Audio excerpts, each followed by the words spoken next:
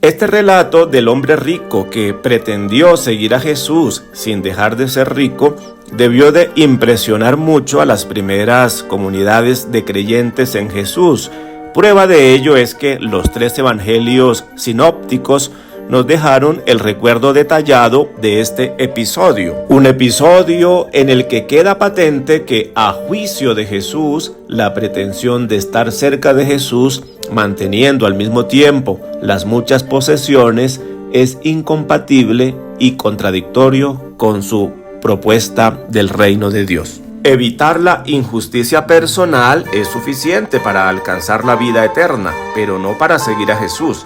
Para seguir a Jesús hay que renunciar a la acumulación de riqueza, porque esta es un obstáculo para el verdadero desarrollo del hombre y porque además es fundamento de la injusticia y de la desigualdad social. Maestro bueno, ¿qué bien haré para que pueda tener la vida eterna? ¿Por qué me llamas bueno? Ninguno es bueno, sino Dios. Un hombre angustiado, atormentado, arrodillándose ante Jesús, busca solución para un problema crucial. ¿Cómo evitar que la muerte sea el fin de todo? ¿Qué hacer para heredar, para tener vida después de la muerte?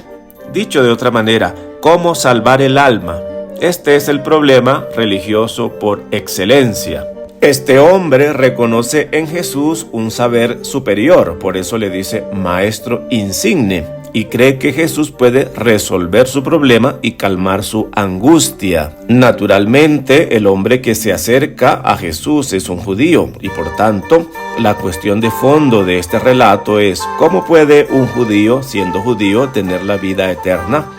Porque la vida eterna no está limitada al cristianismo. Y nosotros no somos cristianos para salvar nuestra alma. Eso podríamos hacerlo también fuera del cristianismo. ¿O es que vamos a pensar que toda la humanidad que ha existido antes de Jesús está condenada? ¿O vamos a pensar que todos aquellos que en la actualidad no conocen a Jesús están condenados? ¿Es que el amor de Dios va a ser tan pequeño, tan mezquino, tan absurdo e intransigente? Maestro bueno, entiéndase como maestro insigne. Aquí bueno no hace referencia a la calidad moral, a ser buena gente, sino a la calidad en el saber. Quiere decir que este hombre reconoce en Jesús un maestro excelente, distinguido, ilustre, insigne en su saber y sabiduría. Jesús le dice, ¿por qué me llamas insigne? Insigne como Dios ninguno. Jesús le responde que no es necesario consultarle a él, pues en esta cuestión los judíos han tenido el mejor de los maestros, es decir, a Dios. Jesús le dijo, ya sabes los mandamientos, no mates, no cometas adulterio, no robes, no des falso testimonio, no defraudes, sustenta a tu padre y a tu madre. Según esta respuesta de Jesús, los mandamientos de Moisés bastan para salvarse. Pero estos mandamientos que cita Jesús son muy curiosos, porque nosotros hablamos de los 10 mandamientos, los 3 primeros en honor de Dios, y los otros 7 que se refieren al prójimo. Así pues, de los 10 mandamientos conocidos, Jesús omite los 3 primeros que se refieren a Dios. Le recuerda solamente los éticos, los que se refieren al prójimo, que son independientes de todo contexto religioso. No es lo religioso lo que salva, sino lo ético, lo humano, es decir, el no dañar a los demás. Con lo cual quiere decirse en este relato que da lo mismo ser judío o no serlo, porque los mandamientos que cita Jesús se refieren a no dañar al prójimo, y eso aplica tanto para los judíos como para cualquier ser humano. Por tanto, lo que salva es una vida ética, no una vida religiosa. Esta vida ética Jesús la enuncia sintetizándola en estos 6 mandamientos. Además de omitir los 3 primeros, Jesús hace algunas variaciones. Por ejemplo, añade no defraudes. Este no aparece en los mandamientos conocidos y significaría no privar a otro de lo que se le debe. no defraudes habría que entenderlo en el contexto de la injusticia social de su época. Además, en vez de decir honra a tu padre y a tu madre, dice sustenta a tu padre y a tu madre, porque el sustentar va más allá del mero respeto, del mero honor hacia los padres. Sustentar, por tanto, significa evita que tus padres estén en la miseria. En fin, la condición mínima para superar la muerte, según este relato, es pues no ser personalmente injusto con los demás. Todo esto lo he guardado desde mi juventud. El hombre declara que siempre ha sido fiel a esos mandamientos. Esto hace ver que Marcos describe aquí una figura ideal, el perfecto judío, para crear el contraste con las exigencias del mensaje de Jesús. Jesús se le quedó mirando y le mostró su amor diciéndole: Una cosa te falta. Vende lo que tienes y da a los pobres, y tendrás tesoro en el cielo. Y ven, sígueme. Jesús le demostró su amor invitándolo a seguirlo, incorporándose al grupo de discípulos, y le expone la condición que tiene que cumplir. Ve y vende todas tus posesiones y dad a los pobres. Tendrás un tesoro en el cielo. Después, ven y sígueme. ¿Vender todo? ¿Todo lo que poseo? ¿Todo por lo que mi padre se ha esclavizado? Todo. No puede servir a dos amos, Dios y dinero.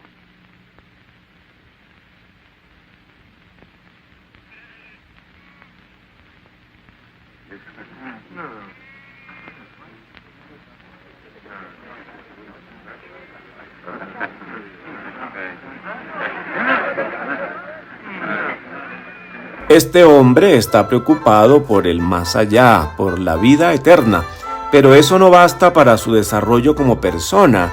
Este desarrollo se obtiene siguiendo la línea de Jesús, haciéndose último y servidor de todos, y para ello tiene que abandonar sus muchas posesiones.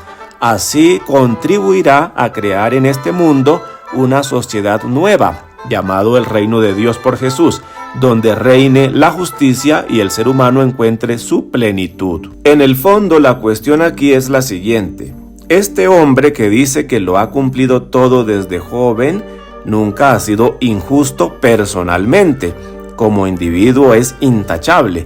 Sin embargo, este individuo, por sus muchas posesiones, crea una injusticia social, forma parte de una sociedad injusta, y él contribuye a la injusticia de esa sociedad porque tiene muchas posesiones y hay otras muchas personas que no tienen nada. Por tanto, al tener este individuo muchas posesiones, crea una enorme dependencia porque mucha gente dependerá de él para su subsistencia, y esta dependencia lleva a la pérdida de la libertad y muchas veces a una humillación degradante. Y si Jesús lo que se propone es crear una sociedad nueva, justa, libre, solidaria, esto tiene que hacerlo con hombres nuevos que tengan una nueva mentalidad, una manera de vivir diferente. Pues no es posible suprimir la raíz de la injusticia si los que dicen que lo van a hacer están sometidos a la riqueza. Por tanto, para alcanzar la vida eterna, basta no ser injusto personalmente, pero para ser cristiano esto no basta. Para ser cristiano no basta con no ser injusto personalmente. Es necesario no ser injusto socialmente. Vemos cómo la ética propuesta en los mandamientos de Moisés no elimina la desigualdad ni lleva a una sociedad verdaderamente justa.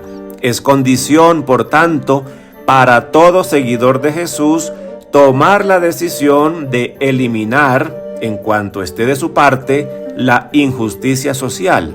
Para ello ha de renunciar a la acumulación de bienes, que crea la pobreza de otros, la desigualdad y la dependencia humillante. Darlo a los pobres repara a nivel personal esa injusticia. y socialmente se va creando una nueva sociedad. Porque Jesús viene a crear una sociedad nueva, no solamente a salvar las almas individuales. No vino solamente para que el hombre tenga vida en el cielo, sino para que tenga vida en la tierra, aquí y ahora, vida antes de la muerte. Vino a crear una sociedad donde el hombre pudiera ser feliz, pleno, libre, amoroso, solidario, digno. Una sociedad que ayude a desarrollar a las personas, a sacar todas sus potencialidades. Una sociedad nueva que ayude a parecernos a nuestro Padre Dios. Por eso, la misión del cristiano, siguiendo la misión de Jesús, es ayudar a crear una sociedad nueva, diferente. Esa sociedad se llama el reino de Dios. Y para lograrlo hay que quitar toda raíz de injusticia, y una gran causante de la injusticia en la sociedad es la acumulación de dinero, que muchas veces crea dominio sobre el que no tiene. Lógicamente, estas palabras de Jesús hay que traducirlas a las diversas épocas. Por ejemplo, nuestro nivel de vida es muy diferente al de la época de Jesús. Por tanto, no se trata de tomar este texto y aplicarlo de manera fundamentalista, literalista. No se trata pues de quedarnos sin nada o de desprendernos de todo para mostrar que somos humildes, sencillos. Es absurdo pensar que Dios prefiere que pasemos necesidades. Evidentemente, la enseñanza que podemos sacar de este relato es que como cristianos no podemos vivir acumulando riqueza, pues a nuestro alrededor hay muchas personas que no tienen nada. Nuestra acumulación contribuiría a la injusticia social. La acumulación de capital es incompatible y contradictoria con la propuesta de Jesús. Esto está claro en los evangelios y no admite interpretaciones acomodadas. Más bien, si como cristianos tenemos mucho, nuestro ser cristiano tendría que llevarnos a mirar cómo invertimos o distribuimos de una manera ética, evangélica, en favor de los que no tienen. Y esto no consiste solamente en dar limosna, sino con esa riqueza generar posibilidades de desarrollo para aquellos menos favorecidos. Así pues, el dinero de un cristiano no puede crear injusticia social, no puede crear dependencia, no puede crear dominio.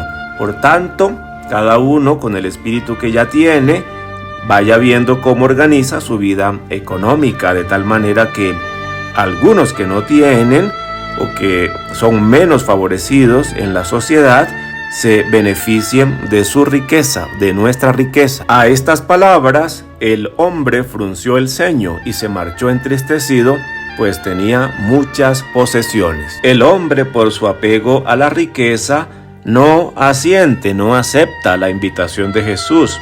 Su amor a los demás es relativo, no llega al nivel necesario para un cristiano.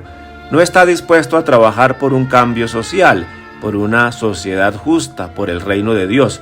La antigua organización social le es suficiente. Prefiere el dinero al bien del ser humano.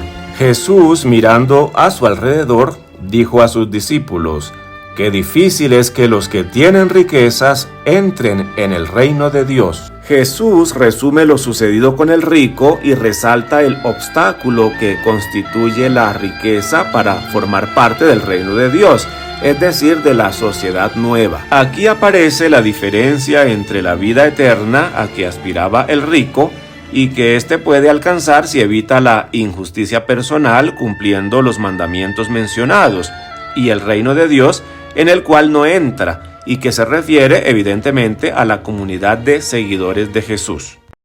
Mas os digo que es más fácil a un camello pasar por el ojo de una aguja que a un rico entrar en el reino de Dios. ¿Quién pues se salvará? Para los hombres esto es imposible, mas para Dios todo es posible. Las palabras de Jesús siembran el desconcierto entre los discípulos. Ellos piensan que en el reino de Dios, es decir, en la nueva sociedad, continúan existiendo la riqueza individual y la dependencia que esta riqueza crea. Jesús no se retracta, sino que insiste en la misma idea. Además, añade, diciendo: el rico no solo tiene riquezas, sino que confía en ellas, cree que son el único medio de asegurar la propia existencia.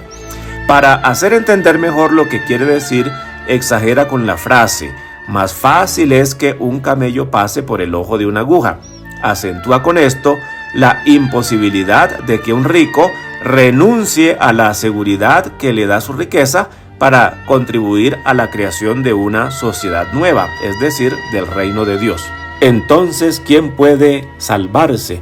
Una mejor traducción sería, entonces, ¿quién puede subsistir? Pues no se está haciendo referencia aquí a la salvación eterna. La palabra usada indica más bien la subsistencia, es decir, los discípulos no se explican la exigencia de Jesús. Se preguntan si es posible la subsistencia del grupo sin el apoyo de la riqueza material de alguno de sus miembros. Jesús les da la solución.